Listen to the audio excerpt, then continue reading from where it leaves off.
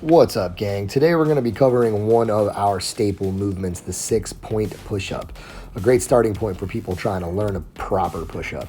So you can see there I start seated on both my knees, and I'm going to walk my hands out and get myself up into a nice rigid plank position, squeezing my glutes and my belly and my quads and tucking my chin. I'm then going to bring my knees to the ground.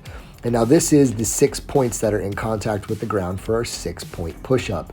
Notice how I keep that rigid spine that I built in the plank, and I lower my chest toward the ground while not allowing my chin or my head to protrude forward, and also keeping my elbows tight against my rib cage, gliding along that rib cage as I bring the shoulder blades back. That's another very important function of the 6-point push-up, is it functions a little bit more like a bench press in the sense that the hands are located in close proximity to the sternum, and in the bottom position, the thumb is going to be located pretty close to the rib. Now, those 6 points are going to allow you to keep that rigid spine as you are just learning the upper body mechanics of the push-up and getting comfortable with no chicken necking and a tight core, belly, and that will lead you to the second portion of the 6-point push-up. I'm going to drive myself back into child's pose and give my hands and my arms just a break here. Another finer point about the 6-point push-up is your hands. I'm not only just pushing through my palms, I'm using my fingers as well. And this is going to carry over to handstand usage. It's going to carry over to hand strength.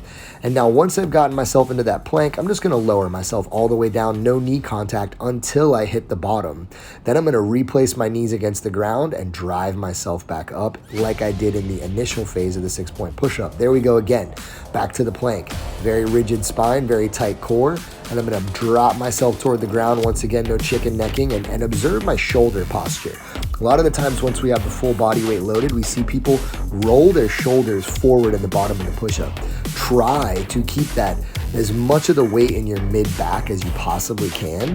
Once again, nice slow negative and knee contact now, and I'm going to keep that rigid spine and drive up.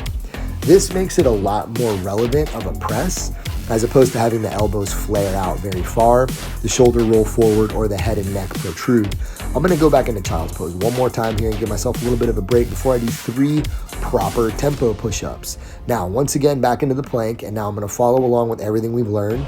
Rigid core, fingers and hands engaged, shoulder blades back, no chicken necking, all the way to the bottom position where I don't release anything, and then I'm going to drive myself back up.